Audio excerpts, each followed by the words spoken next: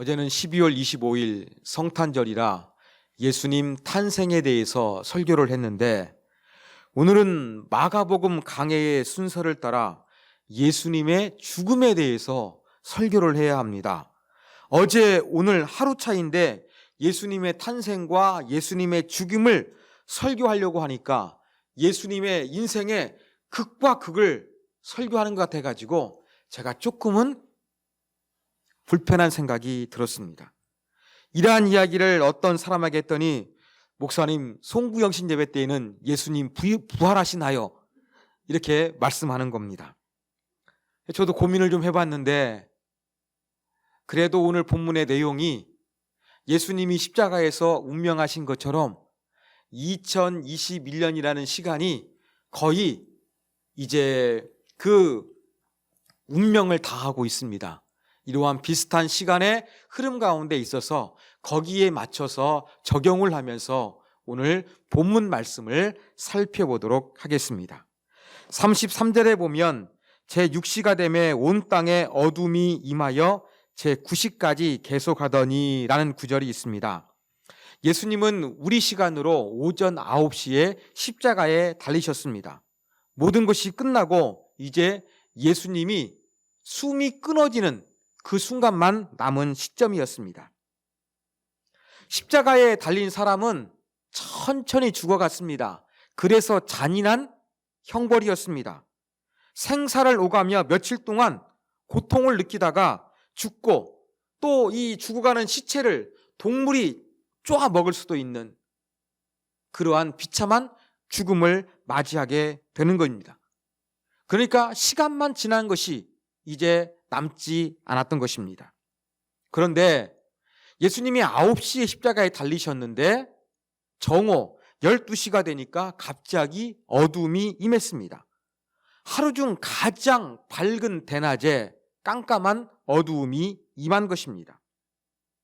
이러한 사건은 이미 아모스에서 예언된 것입니다. 목자를 애도하는 어둠이라고 표현을 했습니다.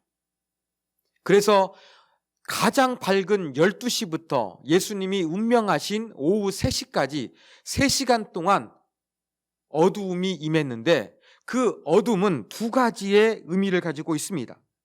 첫 번째, 예수님은 하나님에 의해 버림을 받은 고독이 어두움으로 표현된 것이라는 것입니다.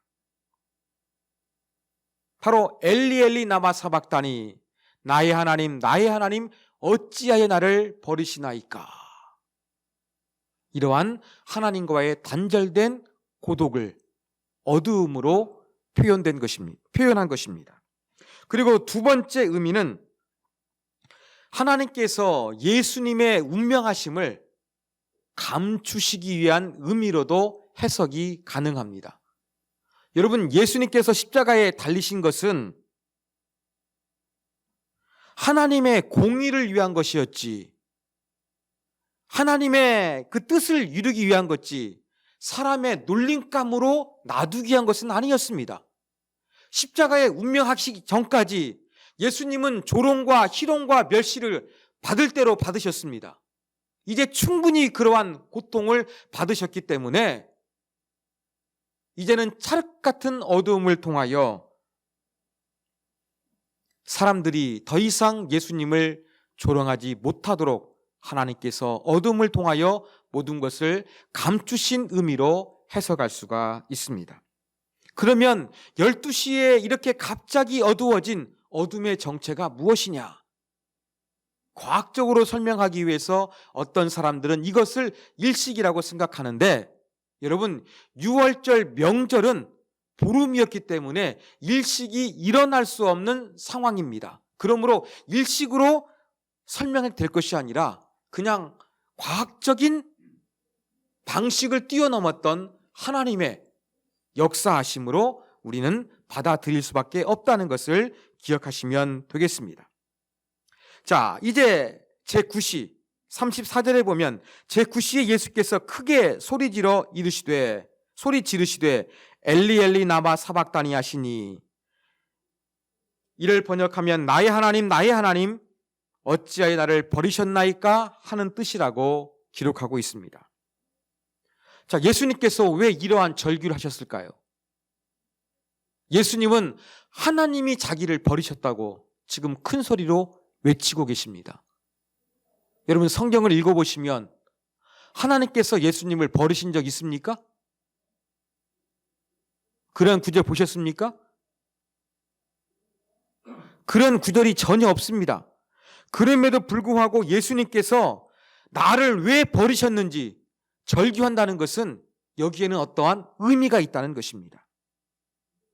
바로 이 우리를 구원하기 위해서 속죄의 제물로 십자가에 달리심으로 말미암아 그 순간만큼은 죄를 위한 속죄 제물이었지 하나님의 아들이 아닌 하나님과 관계가 단절된 것을 표현하는 것으로 우리가 이해해야 한다는 것입니다. 이러한 증거는 성경에서 잘 찾아볼 수 있습니다. 여러분, 예수님께서 우리에게 기도를 가르쳐 주셨는데 어떤 기도를 가르쳐 주셨습니까? 하나님을 무엇이라고 부르라고 기도했습니까? 하늘에 계신 우리 아버지. 원어를 직역하면 하늘에 계신 우리 아빠입니다. 그리고 성경에 보면 예수님께서 많이 기도하셨는데 예수님께서 기도하시는 동안에 하나님을 부를 때에 주로 아버지, 더 정확히 이야기하면 아빠라고 하나님을 부르셨습니다. 그런데 십자가에서 운명하시기 직전에만큼은 하나님을 아빠라고 부른 것이 아니라 하나님이라고 부르고 있습니다. 엘리, 나의 하나님, 나의 하나님 이렇게 부르고 있다는 것입니다. 제가 또 설교 준비하면서 가상 7연을 살펴봤습니다. 사복음서에 보면 예수님께서 십자가 위에서 7마디의 말씀을 하셨습니다. 그런데 누가복음에 기록된 2마디 말씀 가운데는 십자가 위에서도 예수님은 하나님을 아버지라고 불렀습니다. 그런데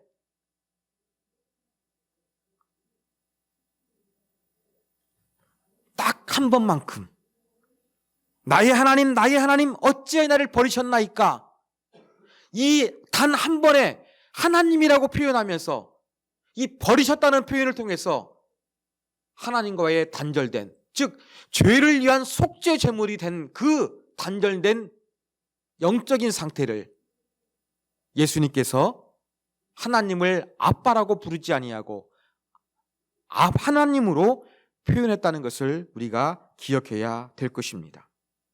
그렇다면 이 엘리 엘리 나마 사박다니 크게 외치신 것은 정말로 예수님 육체의 고통뿐만 아니라 하나님과의 단절된 영적인 고통이 있는 말씀이었습니다. 십자가 위에서 다른 말씀은 하나님을 아버지라고 부르는데 이 순간만큼은 하나님으로 부르며 영적인 고통을 표출하셨습니다. 그런데 이러한 예수님의 고통스러운 외침에 대하여 사람들은 어떻게 반응하고 있습니까? 35절 곁에 섰던 자 중 어떤 이들이 듣고 이르되 보라 엘리야를 부른다 하고 엘리 엘리 나마 사박다니 이걸 외치셨는데 십자가 곁에서 구경하던 사람들은 저 사람이 엘리야를 부르고 있구나 이렇게 조롱했다는 것입니다. 여러분 엘리 엘리 아람어입니다. 근데 이것을 정확하게 번역하면 엘로이 엘로이가 맞습니다. 그러면서 어떤 교수님은 도대체 왜 엘로이를 엘리로 번역했는지 이해할 수 없다고 하는 글을 제가 읽었습니다. 엘리가 아니라 엘로이입니다. 엘로이 엘로이 나마 사박다니 엘리야 엘리야 나마 사박다니 음가가 어떻습니까? 혼동할 만합니까? 제가 볼 때에는 엘로이와 엘리야는 혼동할 수가 없습니다. 제 귀에는 그렇게 분명히 다르게 들립니다. 그리고 유대 문헌에 보더라도 엘로이와 엘리야를 혼동했다는 기록이 전혀 없습니다. 그러면 지금 이 곁에 섰던 사람들이 엘리야를 부른다 이렇게 말하는 것은 잘못 들은 게 아닙니다.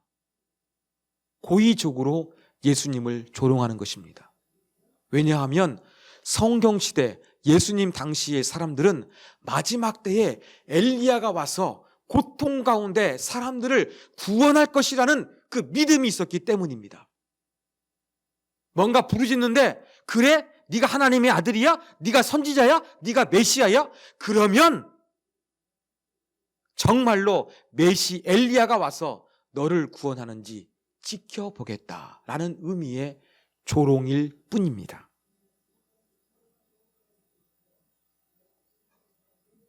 그런데 더 심각한 것은 조롱의 끝이 이게 전부가 아니라는 것입니다. 36절. 한 사람이 달려가서 해면에 신 포도주를 적시어 갈대에 꿰어 마시게 하고 이르되 가만두라, 엘리야가 와서 그를 내려주나 보자 하더라. 이렇게 엘리야가 예수님 구원하는지 한번 지켜보자 조롱했어요. 그게 끝이 아니에요. 한 사람이 갑자기 신 포도주를 달아가지고 장대로 해가지고 예수님의 입에 대게 합니다. 신 포도주는 무엇이냐? 기분을 사롭게 할 수 있는 값싼 음료예요.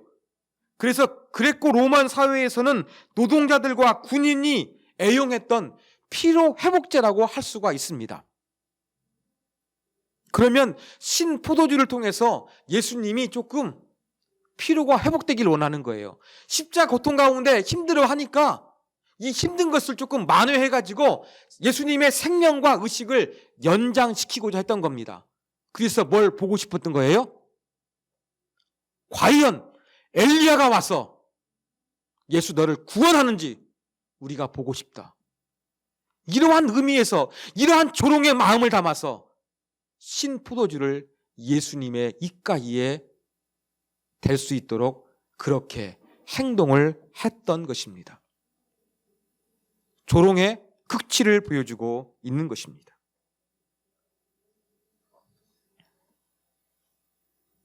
자, 이 구절을 우리가 마무리하기 전에 예수님께서 숨을 내쉬기 전에 큰 소리로 외치셨다는 것도 우리가 주목할 필요가 있습니다. 왜냐하면 십자가 처형은 잔인한 처형 방법인데 십자가에 달려가지고 천천히 고통스럽게 죽어가고 모욕감을 느끼는 방식이기 때문에 그렇습니다. 2, 3일 정도 십자가에 달려 천천히 의식을 잃고 죽어갔습니다. 그런데 예수님은 엘로이 엘로이 라마 사박다니 크게 외치실 정도로 힘과 의식이 분명했다는 것입니다. 그렇다면 예수님은 다른 십자가 죄수들과 달리 갑작스럽게 숨을 거두신 것입니다. 그래서 빌라도가 예수님이 죽었다라는 보고를 받고 나서 깜짝 놀랐던 이유도 일반 죄수들과 달리 빨리 운명하셨기 때문에 그랬던 것입니다. 이제 운명하신 이후의 기록을 살펴보겠습니다. 37절과 38절에 이러한 구절이 있습니다. 예수께서 큰 소리를 지르시고 숨지시니라. 이에 성소 휘장이 위로부터 아래까지 찢어져 둘이 되니라. 예수님은 큰 소리로 외치시고 나서 곧바로 운명하셨습니다. 바로 그 이후 어쩌면 그와 동시에 성소 휘장이 위에서부터 아래로 찢겼습니다. 사람이 찢으면 아래서부터 위로 찢어야 되는데 위에서부터 찢겼다는 표현, 그리고 찢어지니라가 수동태로 했다는 것은 바로 인간이 그런 것이 아니라 하나님에 의해서 위로부터 찢겼다는 것을 보여주고 있는 것입니다. 이것은 우연의 일치가 아닙니다. 예수님이 운명하실 때 두 가지의 특이한 사건이 나타났습니다. 대낮에 어두움이 임했고 성소의 휘장이 갑자기 갈라지게 된 것입니다. 이를 통해 가지고 뭔가 하나님께서는 보여주시고자 하는 메시지가 있었습니다.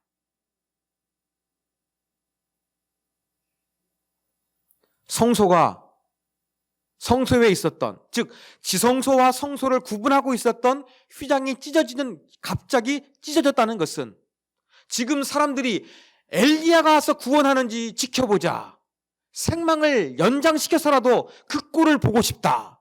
이렇게 조롱했는데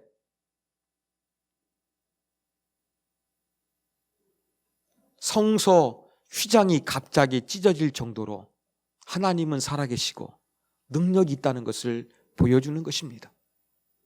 물론 성소 휘장이 찢어진 것은 예수님의 죽음을 통해서 이제는 제사장의 중보 없이, 제물 없이 직접적으로 우리 인간들이 하나님 앞에 나아갈 수 있는 자격을 얻었다는 그러한 의미도 있습니다.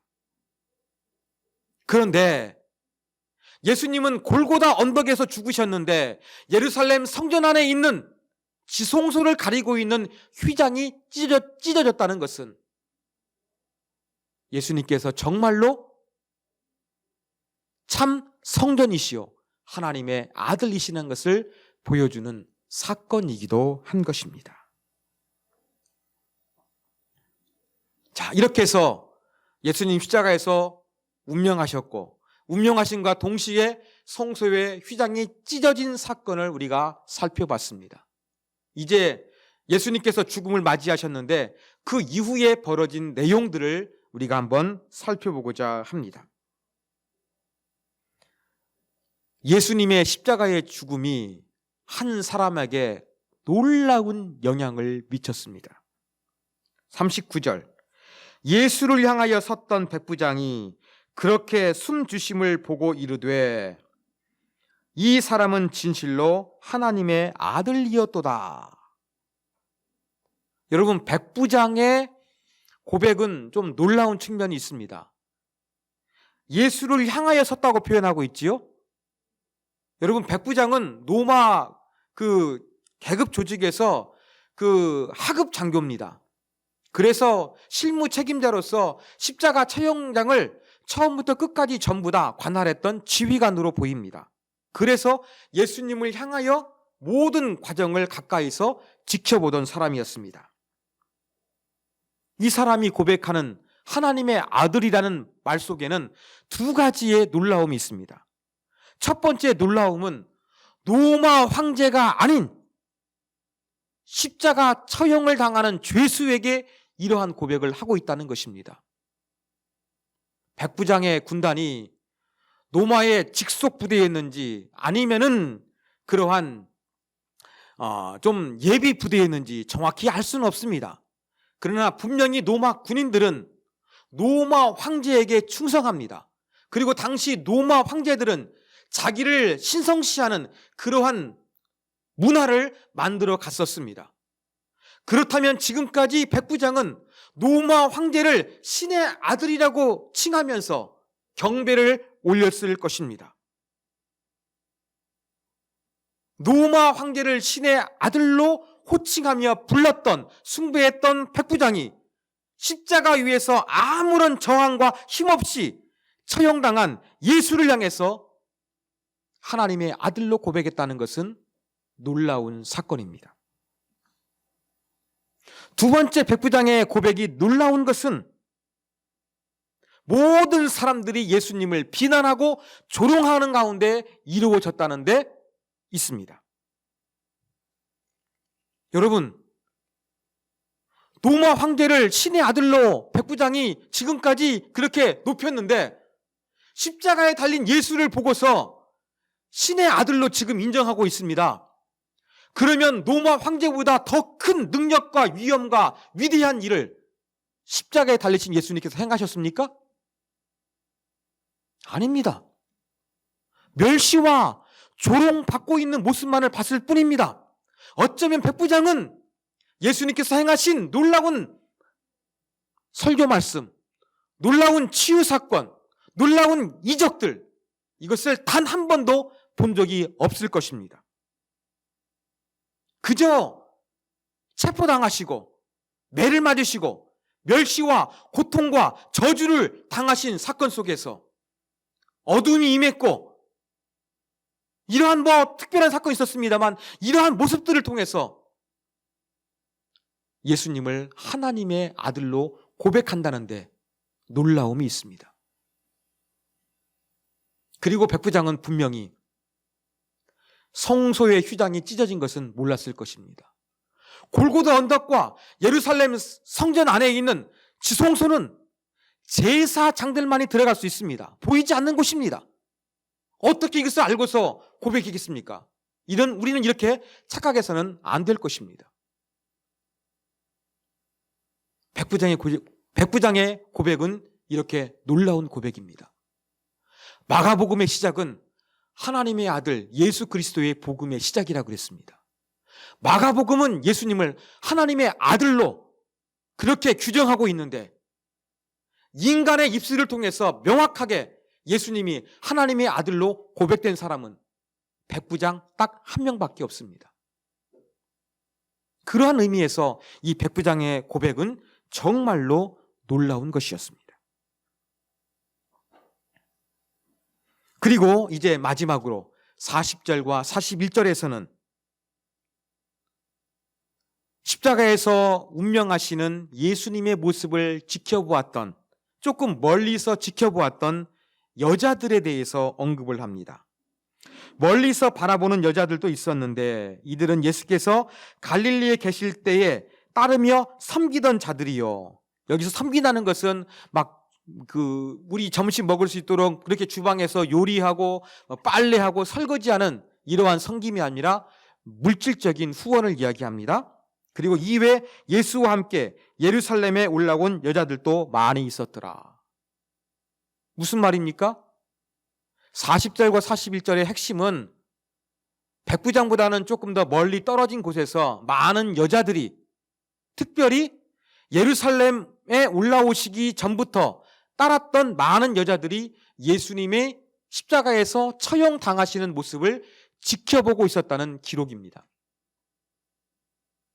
자, 여기에서 우리가 생각해 봐야 될 것은 왜 성경이 여자들이 예수님께서 운명하시는 광경을 지켜보는 것을 기록하고 있을까 하는 데 있습니다. 왜 기록하고 있을까요? 여러분 아시다시피 여자들은 인격체로 대우받지 못했던 당시 사회 상황을 고려하면 법적인 증인의 효력이 없었습니다. 여자들이 어떠한 살인 사건이나 어떠한 일에 대해서 증인을 서도 법적으로 인정받지 못하는 사회가 예수님 당시의 유대 사회였습니다. 이렇게 아무런 인격체로서 취급받지 못하던 여자들이 멀찍이서 예수님의 운명하시는 광경을 지켜보고 있었다. 이 사실을 기록하고 있는 이유가 무엇일까요? 그 이유는 이 여자들이 예수님의 곁을 한 번도 떠나지 아니하는 제자도의 아름다운 모습을 보여주고 있기 때문입니다. 예수님 체포당하시니까 어떻게 되었습니까? 베드로 호언당담했지만 도망해 버렸습니다. 어떤 젊은 제자는 나체로 걸음아 나살려라 도망해 버리고 말았습니다. 이렇게 남자들은 예수님의 곁을 떠나버렸지만 여자들은 신실하게 어떠한 순간에도 한 번도 예수님의 곁을 떠나지 아니했다는 신실함을 보여주고 있습니다. 그리고 이런 여자들이 이제 그 무덤의 장사가 됐는데 그 예수님을 찾아가 부활의 광경도 목격하게 된 사람들이 바로 여자들이었습니다.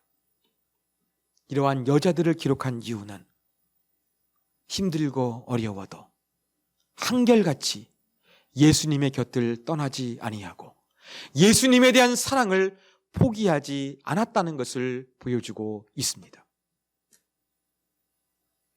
지금까지는 제가 마가복음에 기록된 본문의 내용을 설명해 드렸습니다. 이 구절을, 이 본문의 내용을 이제 2021년 마지막 주일 예배니까 연말에 맞게 적용해 보고자 합니다. 먼저 예수님의 모습 속에서 우리는 무엇을 생각할 수가 있겠습니까? 아까 말씀드렸다시피 예수님은 서서히 운명하신 것이 아니라 갑작스럽게 죽음을 맞이했다고 말씀을 드렸습니다. 마지막 순간까지도 하나님의 뜻을 붙잡고 순종하기 위해서 몸부림쳤던 분이 예수 그리스도이십니다. 이러한 예수님의 모습을 통하여 연말 비록 얼마 남지 않았는데 과연 우리가 끝까지 붙들고 씨름해야 될 것이 무엇이겠습니까? 바로 하나님의 말씀입니다. 나는 하나님의 뜻과 말씀 가운데 어떻게 순종하고 있는지를 우리가 남은 이 시간 동안에 예수님의 모습을 통하여 각자 살펴보아야 한다는 교훈점을 얻을 수 있습니다. 우리는 백부장을 통하여도 이 연말에 우리가 무엇을 생각해야 되는지 도전을 받습니다. 아까 말씀드리다시피 이 백부장은 체포당하신 예수님의 모습을 봤을 것입니다. 고난과 조롱을 받는 모습만 보았을 뿐이지 감동적인 설교, 놀라운 치유 사건, 놀라운 기적을 행하시는 모습은 단 한 번도 본 적이 없는 사람입니다. 고통스러운 현실 가운데 있었던 예수님의 모습을 보면서 신의 아들, 하나님의 아들로 고백을 하고 있습니다. 우리가 지금까지 어떤 한 해를 보냈습니까? 코로나19 바이러스 때문에 너무나 힘들지 않았습니까? 희망을 가졌고 이제 바이러스부터 곧 해방이 되겠네, 일상으로 돌아가겠네, 이러한 생각을 가졌지만 여전히 우리는 지금도 코로나 때문에 위축되고 우리의 일상을 자유롭게 살아갈 수가 없습니다. 이렇게 우리의 2021년 현실도 어렵고 힘든 일이 많았을 뿐입니다. 어렵고 힘든 일이 많아도 백부장처럼 우리가 믿는 하나님에 대하여 진정한 신앙을 고백하고 내 신앙이 전부이고 예수 그리스도가 나의 유일한 구원자여 내 참 소망임을 고백할 수 있는 그 신앙의 끈을 놓치지 말아야 할 것입니다. 이것이 바로 두 번째 적용입니다. 우리는 마지막으로 여인을 통해서도 교훈점을 배울 수 있습니다. 법적인 효력이 없는 여자들, 단 한 번도 예수님의 곁을 떠나지 않았다는 것입니다. 힘들고 어려워도 자기의 생명의 위협이 느껴도 자기들이 물질을 바쳐서 수고한 것이 헛수고가 될지 모르는 위기의 순간에도 예수님에 대한 사랑이 변함이 없었습니다.